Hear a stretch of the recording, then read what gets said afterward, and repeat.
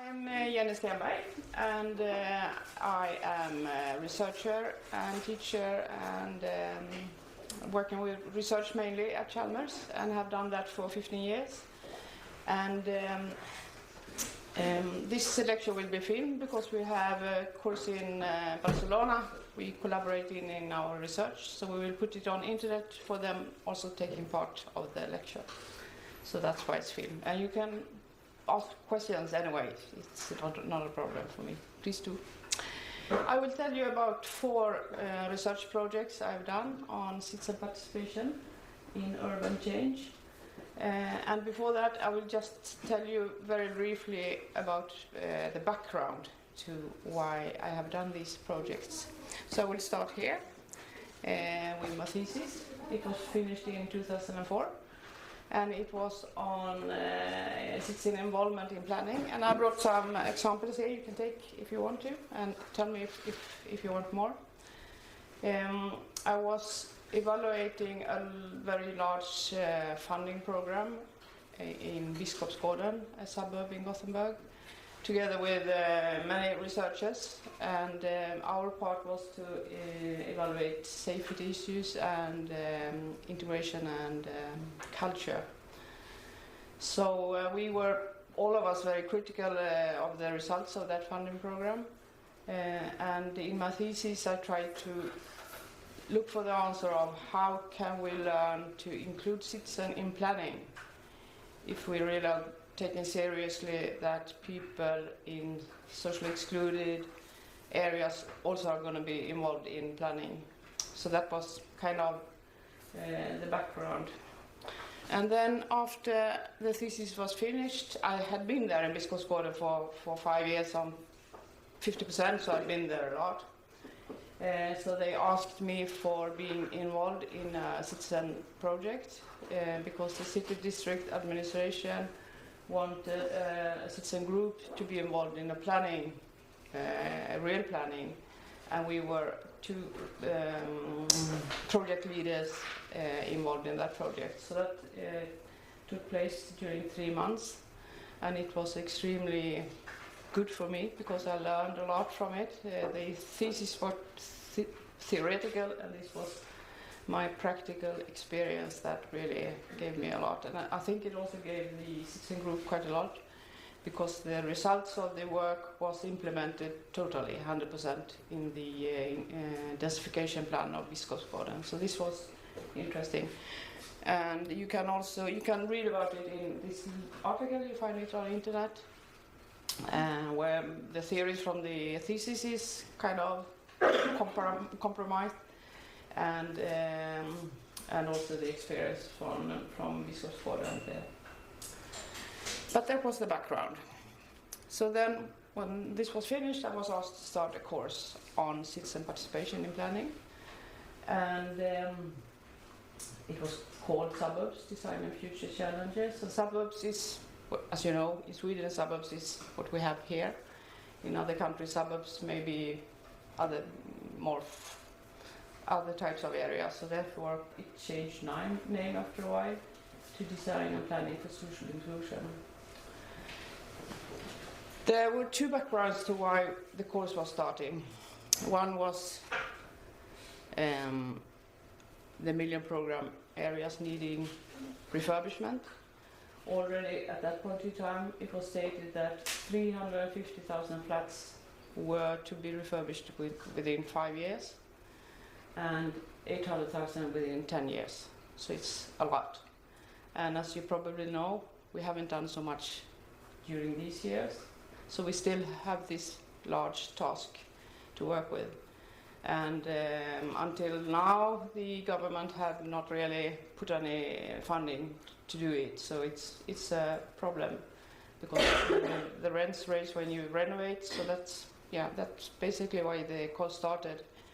And the focus was on the Million Programme areas. And why then Hammarkullen?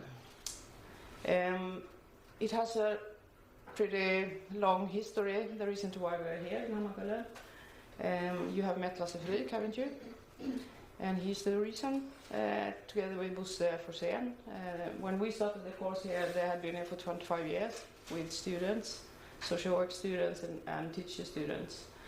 And their way of working, integrating education with community outreach was really interesting. So I met them when I made my thesis, and then after the thesis, I thought it was a really good place to start with students, because they previous work here opened the doors for students here. It's not so easy to come in a suburb like this and work, but their connections and their way of working with people really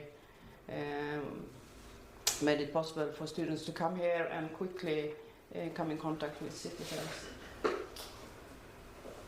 I'll tell you a little bit about the course, because the students in Barcelona doesn't know where we are, so I just want to tell them where we are. So we are in Hammarkullen, and this is 15 minutes with tram from the city center, and 25-30 from Chalmers. And this is what Hammarkullen looks like, as you know, but they don't. We have around almost 9,000 inhabitants, and it was built during the 1960s and 70s. As part of the Million Program in Sweden. And in these kind of areas there is a lot of green spaces in between the buildings, and very often it's high-rise buildings in the middle and then lower in the outskirts of the areas. And Hammarkullen is stigma, and there is a lot of refugees, has been from the 70s already, from Latin America and now from other countries. And this is a picture showing in 2008 the statistics in Gothenburg of people born abroad. And as you see, some parts have 50% born abroad, while other parts have around 10. And Hammarkullen is situated in a district now called Angered, where around 45% are born abroad, or 55% are born here. And of those born here, many of them have parents born abroad. And this is also the background to why mass media focus on problems instead of possibilities. Because many of the schools here have problems with the kids doesn't pass school, the ground level, and as much as 70% doesn't pass in some schools in Angered. Mostly it's not so bad, but one school has this statistics, and it makes they can't go further on to the university, of course, without the degree. And this is kind of increasing the problems when mass media only focus on the problems, and this still goes on. But there are also lots of other things here, as you know. 150 companies, for example, registered here in Hammarkullen. And at that point in time, it was 46 NGOs, and many of them very active. And here's an example of an NGO. They have done a carnival here for 40 years now. Every May comes around 30,000 visitors to Hammarkullen, and it's a fantastic carnival. And they also have a lot of other activities at the same time, seminars, lectures, workshops. So here we started the suburbs, and I will not tell you more for you, because you already know everything. Public participation of citizens is kind of not so very common for architects. Wasn't in 2008 and still is not, but some architects choose it, and more, and it's also asked for in the society much more than earlier. And you will learn, and you will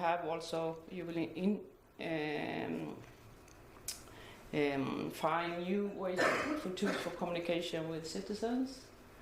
And these are some examples of student work the first year. They looked at the tram stop and made sketches and models of it to communicate with the inhabitants, their design. Hammar Park, which you have seen, you will see a little bit more about it, was also in focus for the project. Here's a suggestion of how to make it live, because it was very dead. Now it has been changed after this project. And here is all information about what all students have done during the years. So, another background is this center. I don't know if you have heard about it. The Center for Urban Studies, a little.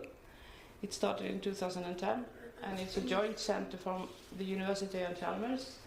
And I was part of starting it, and Lasse as well. And the reason why to start it here was, of course, also Lasse and Bosse and their experiences in working here. The main task for the center is to widen participation in higher education, because there is a lack of youth with a working class background, and also with youth with an immigrant background. And citizen dialogue space for knowledge production is one part of widening participation. And we also had this task to further develop educational research through the center, and that was very interesting, and that's why I'm still here, because I mainly work with research. And the method for doing this was, at that point in time, integrating research, education, and community outreach. So that was how we worked. In many ways, it came students from many different institutions at the university, and we had quite a lot of integration in between them also. It was very interesting. And here you have information about the center. So that was the background. So now we'll go into 4 projects I've been working with. 2 first that are finished and 2 new. So we start with this one, Urban Empowerment, Cultures of Participation and Learning. It was funded by Mr. Urban Futures, and it was one of 5 pilot projects they initiated their work with. And Mr. Urban Futures still exists and fund a lot of different projects. You can find information about the project there on that link. The background to that project was the same problem as the center worked with, weakening of the public sector. It was a fact. Gentrification processes threatening diversity, and the global competition for investment make certain areas, for example the harbour areas, being very interesting for funders or for investors to build in, and housing areas like this not very interesting. So densification in the suburbs from the 60s and 70s is really a problem here, because nobody wants to build there. The purpose with the project was to develop cultures of participation and learning, we called it, and it was capacity building processes involving citizens. That was our main task. Citizens should be involved. A lot of other projects work with other actors, municipalities, the region, several actors, and that's probably many architects know how to handle that kind of processes. But what we wanted to learn was how to involve citizens in these projects, and that is more problematic because they have another situation in dialogue. Power aspects are, for example, much more hard to work with. So the idea was to make them co-designers in urban design. And we were a mixed work group. Paul was there, as we see, and Lasse was involved. And we were people from the universities, and we were from the municipality, and also from a municipality company. The property manager of the square was involved. So it was a very interesting group, and we had 4 questions to answer. We were going to look at the characteristics of the cultures of participation and learning. What are they? How can we contribute to the creation of such cultures in urban development processes? What are the opportunities and difficulties associated with working in this way? And how can we tackle identified problems? That was our quite big questions for 1.5 year work, so it was kind of filled with work. And we were here in Hammarkullen working. The method, we had a transdisciplinary approach, of course, as we were a mixed group. And we also saw it necessary to use tools for meeting democracy in order to really act as a group in a democratic way. Because in research, very often academics take the lead and kind of not leave the table open for everybody to participate. So this was our way to really work democratically ourselves in order to be able to work also in that way outwards. And we also share the knowledge that we consider everybody knowledge bearer, knowledge producer and knowledge user. And maybe this is not so straight for you as students, but for academics this is kind of not so common, because academics consider themselves as the producers of knowledge and the municipalities as the users, for example. So that we didn't share that view.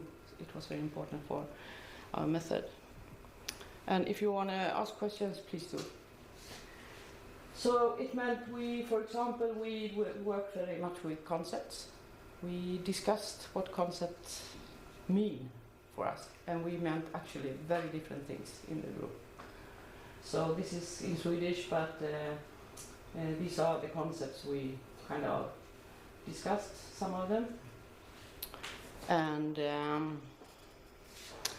we also made this kind of analysis of the processes we studied.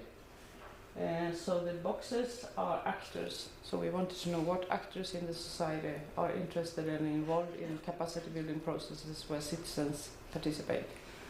And these are the ones: tenant organizations, Hammarkullen preschool, social work, education, citizen office, the library, school, a lot of different actors. And the dotted circles are the capacity building processes we either developed a little bit in the group or studied some process somebody else already had started. Mainly it was someone else that made things, and we participated and made research at the same time. So Hammarpark was one of these processes. It is the big park here in the middle of Hammarkullen, and it was really empty, and people didn't like passing it by night. So we made a process that we initiated then with the Emma School, one of the schools, and we attracted also one of the other pilot projects working with urban games. So they came and they made this process with the kids with the aim to make them using Hammarpark as a democracy project. How can the kids influence the park? And also the housing company, Bostadsbolaget, had promised that they would build what the kids produce, so that was really important also. So they made a kind of a lot of sculptures, and they came with proposals for how to work with this. And we also had students involved in this work, social work, teacher and architect students helped with the processes. Yeah, and then a new lake came and stopped the project. So it was very kind of a shock for everybody. What law was that? What? What law was that? Yeah, I don't remember the name, but it's a law for companies forcing public housing companies to act as if they are ordinary companies. So they cannot make investments in a way any longer they thought at that point in time that doesn't give money back to the company. If you're a company, you can't make an investment that is kind of throwing the money in the lake. So that, I don't remember, allmännyttalagen, something like that. I can look it up. And actually, economics protesters said you shouldn't need to think that this is not possible anymore. But Bostadsbolaget didn't dare to go on, so they stopped the project because they were not sure if they would be allowed to make these investments in the park, because the park is not theirs.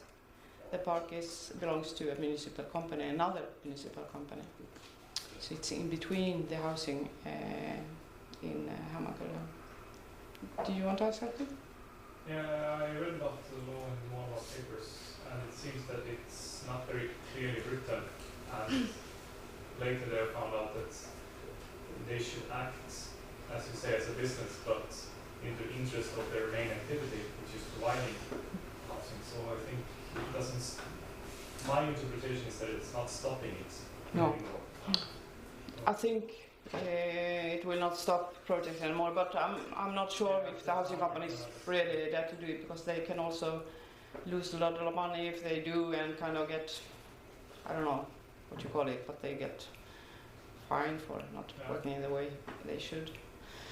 Anyway, the project actually turned out to be a very interesting learning process, because the kids protested. They all organized a demonstration train from the school all the way to this building, and a man from Bostadsbolaget came and he explained the lay, and also had a discussion a little bit with the kids so they understood why. And he also said, as soon as we can do something, we will. So it was a good learning experience also for the kids, we think, because the teachers told us afterwards that this was something they really learned from, and Emmaskolan is known in this area for working with community outreach as method, and this is really interesting. Mixgården is also an institution here working in this way, and these are the institutions that are most valuable for us to work with for you, also because they can make use of you without just giving something away. They can also get something for themselves. And Emmaskolan felt that this did really work well also for them. The other project we looked at, one of them was the meeting place. Have you heard about that? No, not so much. It was an organization with around 100 citizens as members.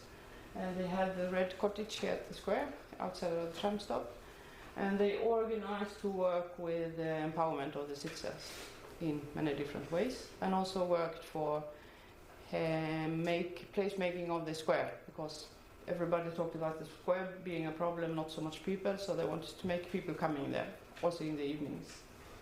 So we worked together with them and started a capacity building process with them, and 10 women that were involved in what do you call it?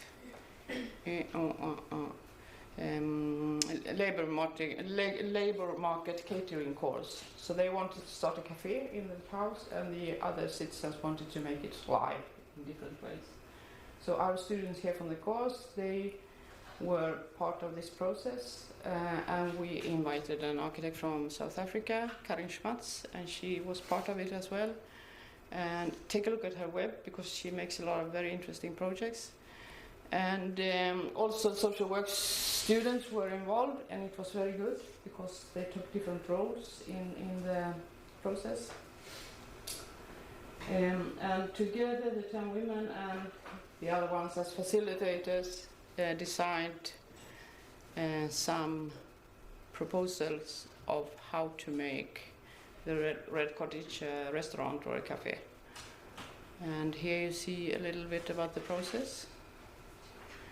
And it was very interesting because everybody didn't speak Swedish, so we had to kind of talk through the models. And this was also interesting because Karin Schmatz from South Africa, she's quite used to different languages. She doesn't speak every language that people speak in South Africa, in Cape Town.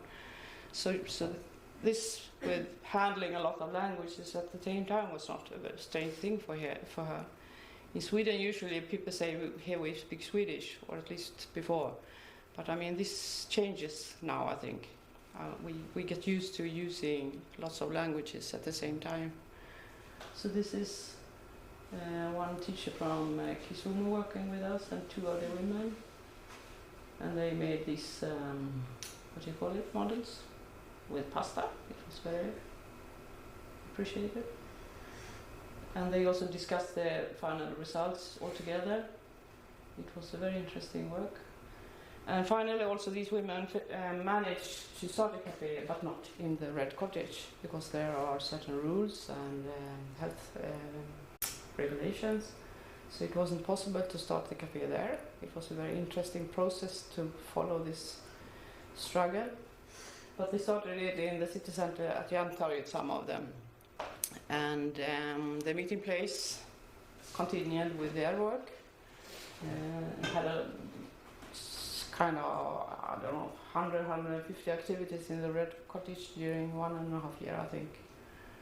And then end of October, or in October 2012, they kind of gave up because they thought all the had to struggle too much to get the resources they needed. They didn't need too much, but they needed at least the key to the cottage, and that was very hard to get.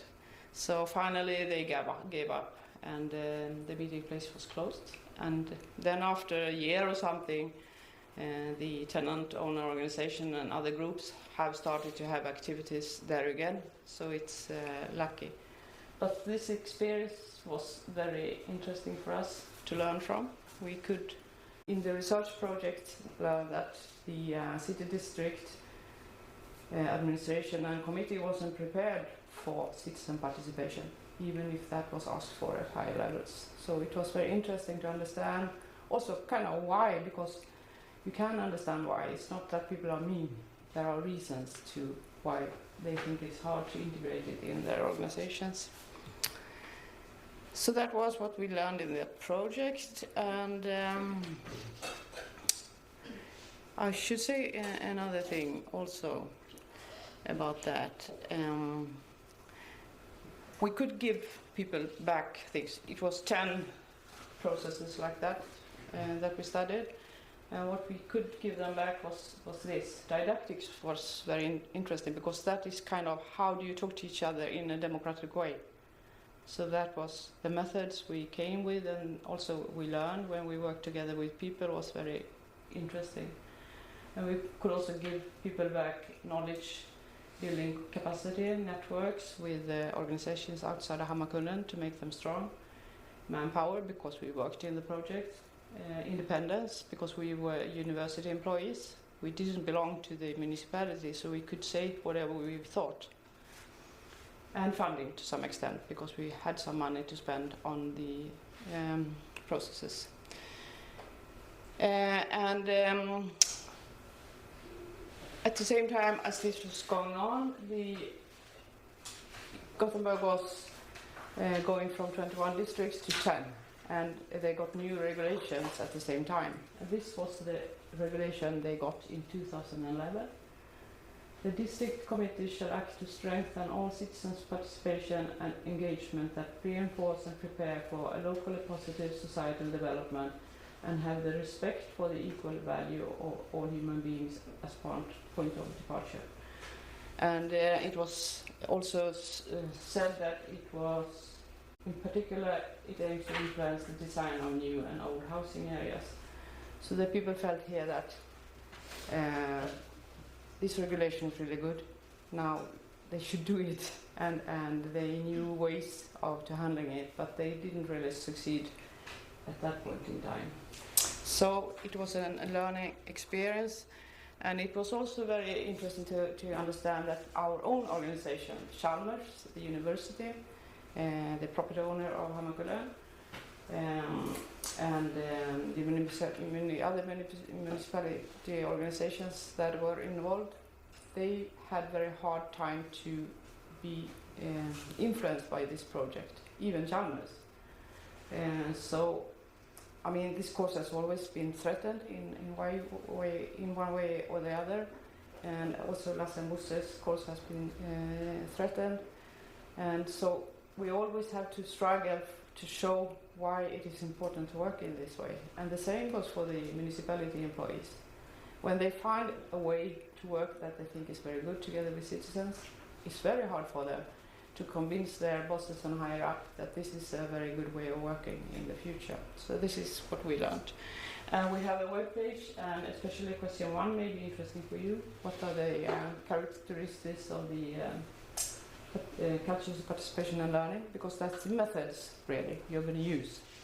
So how are they going to be to work when so you can look it up, it's in English and Swedish.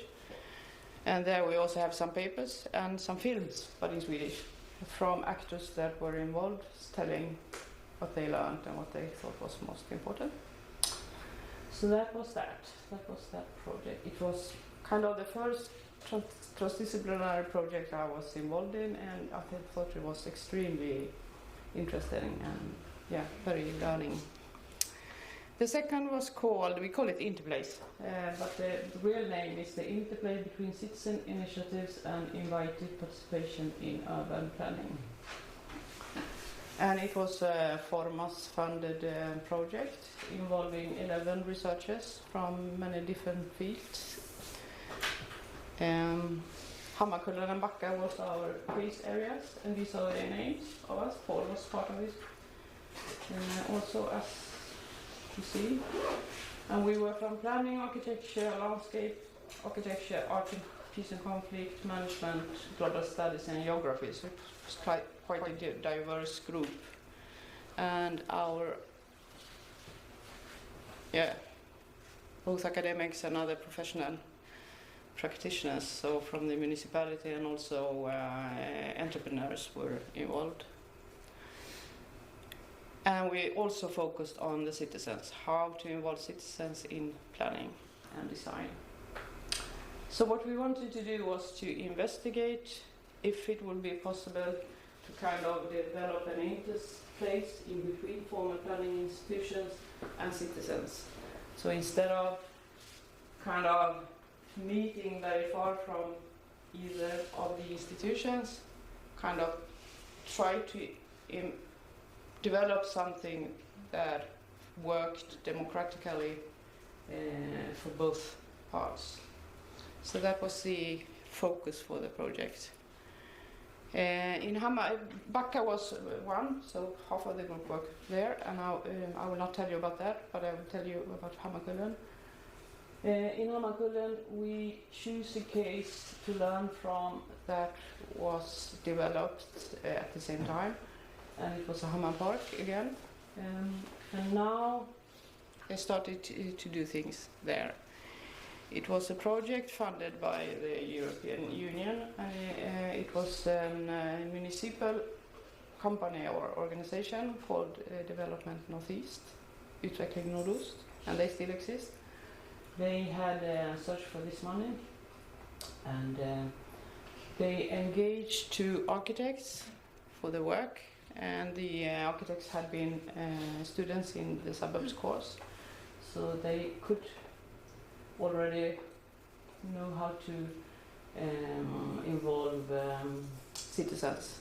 And the project leader for the project was she was a former social work student, and she had been working at this center for 6 months, so she was really integrated in Hammarkullen and knew how it works, and she was a very, very good project leader.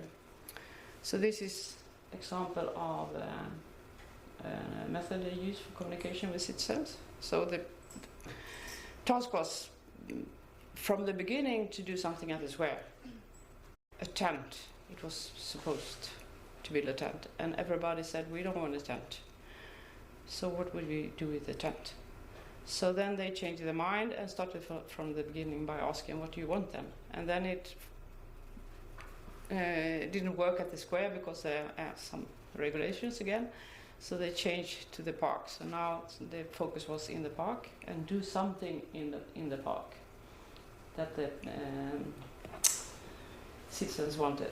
And it's a long story, and the architects used 20 methods or something for dialogue. I will tell you about that next week in the lecture about methods. So I will not say something more about that now. But I will tell you how it ended, because it's very interesting. Local youth were employed, 2 of them, two kids from Mixgården, and they were employed by something called socially responsible public procurement. I assume that you have heard that during the years now, environmental aspects have been integrated into public procurement. It took some time. And now social aspects start to be integrated in public procurement. Do you know what it is? Yes or no? No? All companies, all public, municipal and state organizations have to make public procurement of projects, building projects, if it has a sum over, I don't remember, but quite small. So then they have to go out on the market and ask companies who want to build this and who can build it in this way. And then they put demands on this. So in this case, they said, if you want to build it, you have to employ 2 kids from Hammarkullen that are unemployed. So that's a new way of including social aspects in public procurement, and that was very interesting. And it was not practice as it usually is. It was ordinary work, not for long, just for 3 months. But anyway, it was ordinary work and ordinary salary. So they were treated like adults. So this was one of the results, and here you see the stage taking form. And you also see that this company from Torslanda, they also managed to involve youth from Mixgården. They made this design of the stage under the supervision of an artist. And this artist has continued to work with mosaic as a method to increase the placemaking of Hammarkullen. So you see everywhere there is mosaic in Hammarkullen. And if you go to Facebook, you can look up Musikverkstaden, I think it is. So you can follow what they do and what they have happenings. In Hjällbo they also work, I think, and in Biskopsgården. So these were also involved in the process. And the company building the stage was very content because the work was going very well. Nobody destroyed anything in the working place during the summer, and this was the inauguration after the stage was finished. So next week I'll tell you more about the methods they used, but what interested us very much in the project was the social responsible public procurement, because this is a sign of a systemic change. If that will be repeated, then you have a systemic change. And this is interesting because citizen participation generally is a project that is as an experiment, and then next time you do something, you do it again, maybe not the same way and not citizen participation because it's not regulated. So when things get systemic, then you have a change that will last. So that's why this is what I look for a lot when looking at projects, success or failure. Will they last when the person involved go to another place? And a systemic change makes that make a big difference. For example, the PBL, the Act and Building Law, has participation regulated some, not much, but very little. So if we really want citizen participation to be a regular thing in the society, we have to make the laws and regulations be adapted to this new way of working. And this is what's lacking in Sweden and also in Europe. We still don't see much of systemic change. But we saw some here, and we see if the municipality now will start changing the procedure of public procurement. It's going to be very interesting to see what they do. And we were, as I said before, 11 researchers, and we have written very different outcomes from these projects. You can read about it in the web, and you can download most of it also. And there is also a film from a final conference we had in Mixgården, where we kind of in Swedish explain what the project was about and the outcomes of it. So take a look at that if you're interested. And that was the 4 projects, the 2 projects. So what I've done, this was in 2013. This project was finished 2 years ago. And so what I did was to integrate education, research and community outreach. it was, and I have found it very interesting way of working, because it gives knowledge that is kind of rooted in the society we have, and also the society we're gonna have in the future. So this way of working, I really think is very interesting.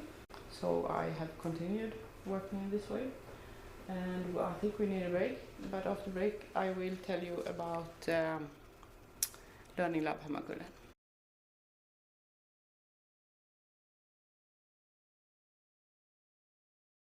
Now we go into the ongoing research projects, so I will tell you about 2 of them. And you are going to be involved in both, both of them.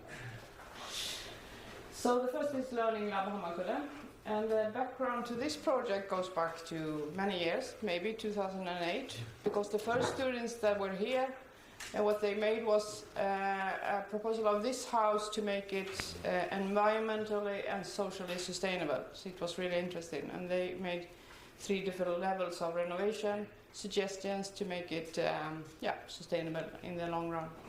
So we have after that had a dialogue with in Hammarkullen how to make it possible to make research on refurbishment of the Million Programme, and finally we finished we succeeded with the dialogue, so we got funding in 2013 for this project, and the fund is Formas, and it's Learning Lab Hammarkullen co-designing renovation is part of a larger center, National Transdisciplinary Center of Excellence for Integrated Sustainable Renovation, which involves quite a lot of researchers from the entire country, and with many different living labs. So there are, I think, 5 or 6 living labs. So Hammarkullen is one of them.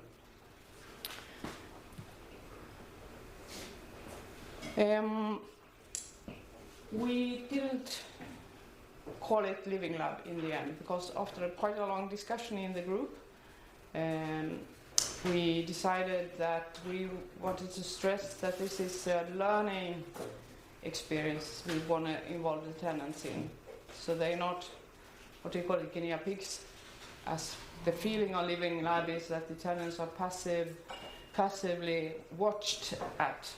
And this is not the case with the Learning Lab in Hammarkullen. They are going to be involved. And we have 3 main questions we search your answer for. How does different lifestyles influence sustainable renovation? How should residents be included early in the process? And how should tenants be involved in the actual decision making? And there are a lot of different actors involved. So it is Chalmers, University of Gothenburg, the Center for Urban Studies, the Technical SP, the Technical Research Institute of Sweden, Graflunds and Carnegie, the owners of that part of Hammarkullen, and the Gropens Gård, and Bostadsbolaget who owns that part, and also over there. Hyresgästföreningen is the tenant owner organization that regulates renovation processes. Rotpartner is a consultancy company, and Stamfast is also a consultancy company. So they are all involved in this process. And it's going on for 5 years, and we want to make the tenants co-creators of knowledge production about renovation. We want to meet the tenants as group. As you maybe know, in regulations about dialogue in Sweden by law, then the society have a dialogue with each person in general. For example, in the Act and Building Law, you are allowed to leave your opinion about the building project as a person. So you are not asked to do it as a group. And so we want to turn to the tenants as group, because then they are also involved in a democratic process between themselves. This is quite interesting. So the objective for the whole program is to develop a model for dialogue on sustainable renovation with tenants as group. So that's our task. And what we have said and agreed on is that the most important is to find a dialogue model that changes the balance of power towards to the advantage of the tenants. So instead of the owner having most of the power in renovation processes, we look for a model that gives the tenants more power. As you maybe know, in renovation processes in Sweden, the increase in rent can be as high as 64%. That's the highest I've heard of. So it's extremely high. So people are forced to leave their homes when then they renovate. Sometimes the problem is not that big. Maybe they just raise the rent with 10% or something. But still, it's quite a lot. If you don't have so much money, it's also a lot. And we have a law that says that each apartment can say no to a renovation process. So you have the right to say, I don't want this by law. And this is what the tenant owner organization handles. But there is also regulation that makes it possible for the housing company to go to the higher instance and say, I want to overrule this no because my company will not survive if I don't raise the rent. And in all cases, almost, they get yes. So even if we have a law that forces housing companies to go to the tenants and ask for their permission to make a renovation, then we have other regulations that overrule these no's. And this is what we want to make research about. How can we change this model to make it more, give more power to the tenants? And as Olivia told me, you are 4 students that will make a contribution to this research from now on until January. And I'm really glad for that. It is extremely good for research projects when students are involved developing knowledge. First because you have a lot of time, and also because you have skills in having a dialogue with tenants that is really well developed in this course. And last year, 2 groups of students also worked with this research project, came with their contributions, and so you probably already have looked at them on internet. We have done some things. We have been working for maybe 1 year with this, and we have done something starting now after summer, kind of concrete things. And that is, we call it the August dialogue. It's in Swedish, sorry for that. What we did was we were 7 persons, and we made visits in some of the staircases, and we asked everybody that we opened the door and wanted to talk to us, 65 persons. We asked what would they stress as the most important thing if it's going to be a renovation in Hammarkullen in the future. And we also asked if they want to participate in our workshops that will come later.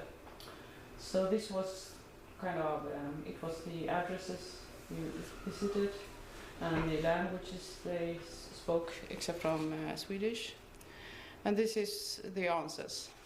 This is what they thought would be most important to improve in the apartments.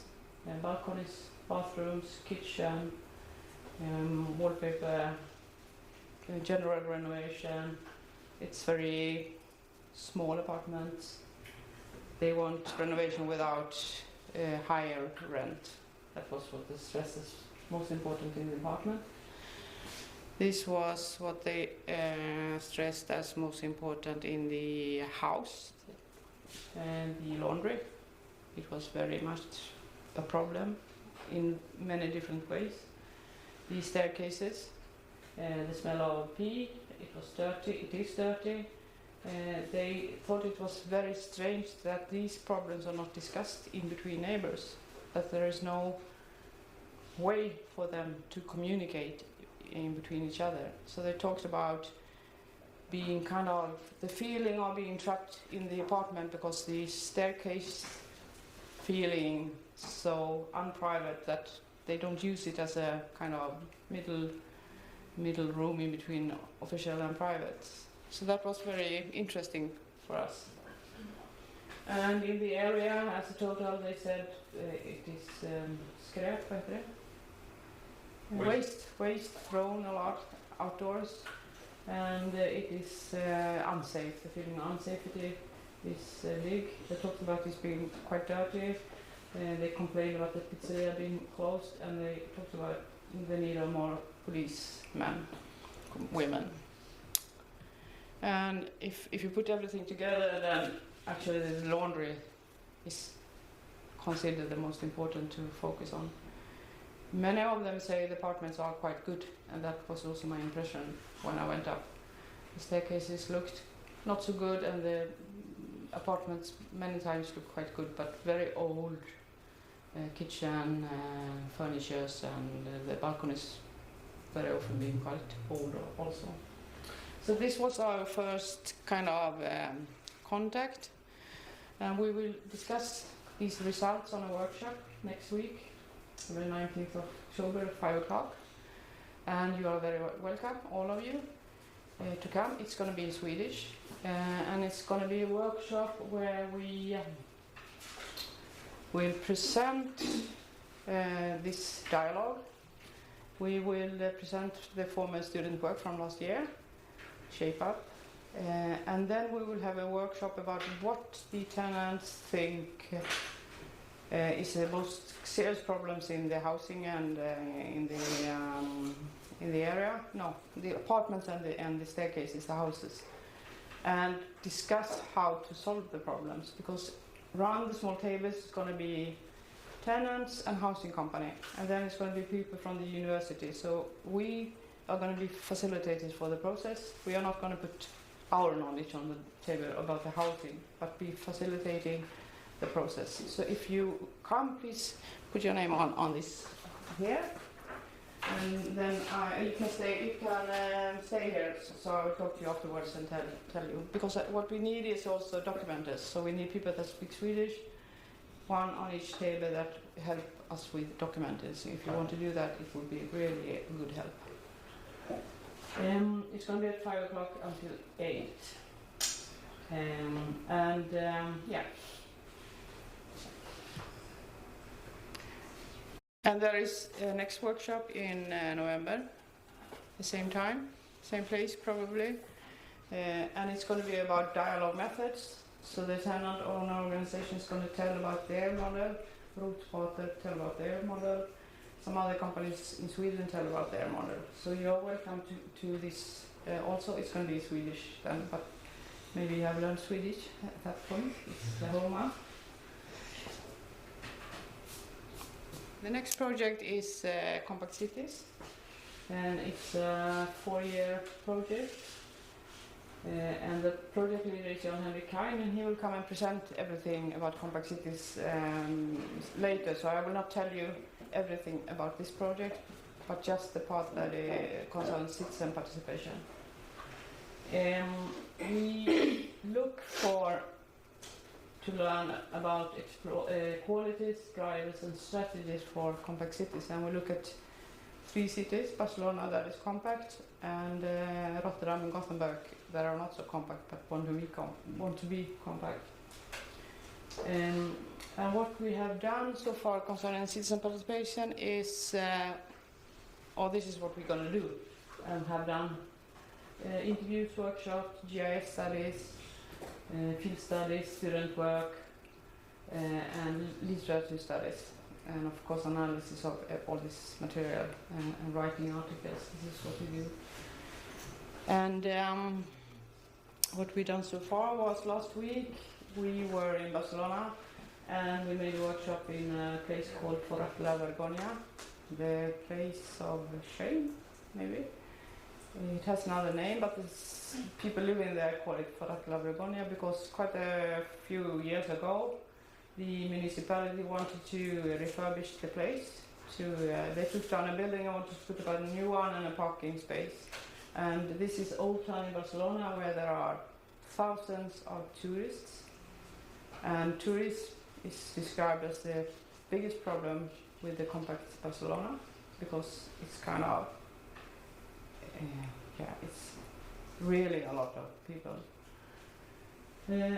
So in this area, the people it's surrounded by social housing, which is also interesting. And the people said, if you continue with the plans, you're going to gentrify this area and force us out. So they made a lot of protests, and they even went to jail. And after some time, they succeeded in stopping the process. So the design of the square now is made their square, so they use it a lot. So we choose that as a case for our project. And to learn what the inhabitants think about compact cities, and not only other persons, then we will help from the local actors we made a workshop there, and we made a big map and an aerial photo. The entire table was covered with it, and we asked people coming to put red dots on the not like and green dots on the like, and then explain why. And it came around 40 persons to explain what they liked and disliked and why. And it was a very valuable way, easy, quick way of getting the knowledge from the inhabitants on the table. So that is what we have done. And the other thing we do is in an area called Les Colts. Another part, it's a middle class area. And Les Colts is, they're going to make a pilot project of something they call super blocks. So the super blocks idea is one way of handling the problems with Barcelona being so compact.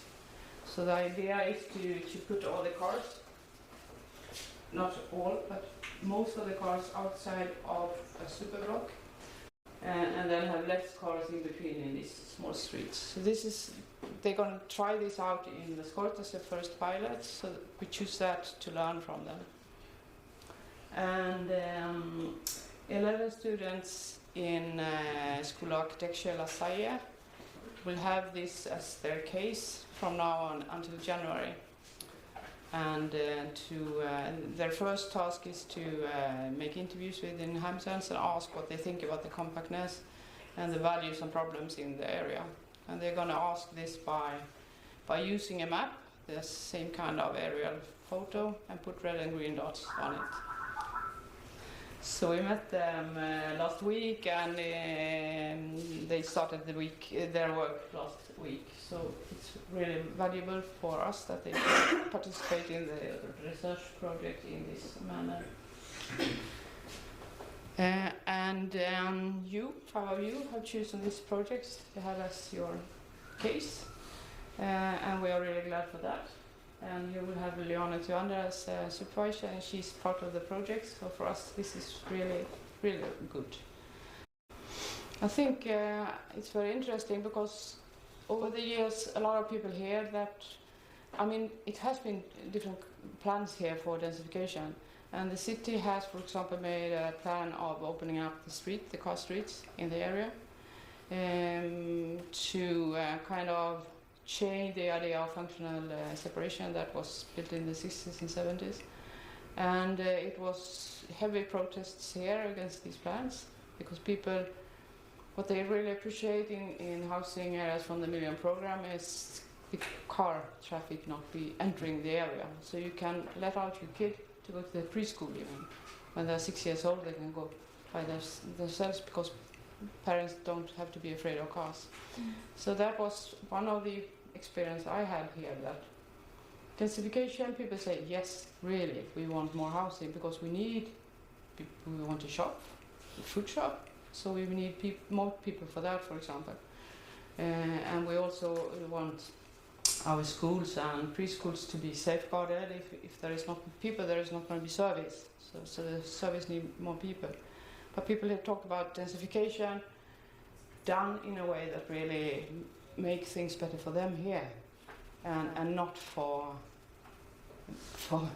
the newcomers only, because the proposed areas that are most liked by the investors are the green areas that people here really like a lot. For example, high up in with a lot of view over the sea, but these people here appreciate because they go out there with their dogs and with their kids, and they want perhaps densification here closer to the square to make more people here.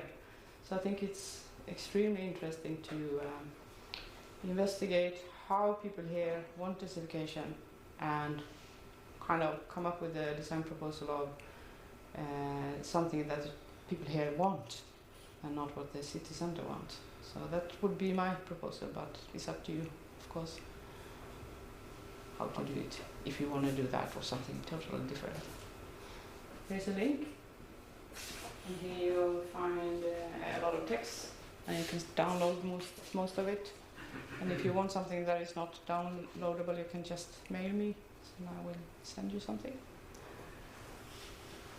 Yeah, that was all I think that I had to say.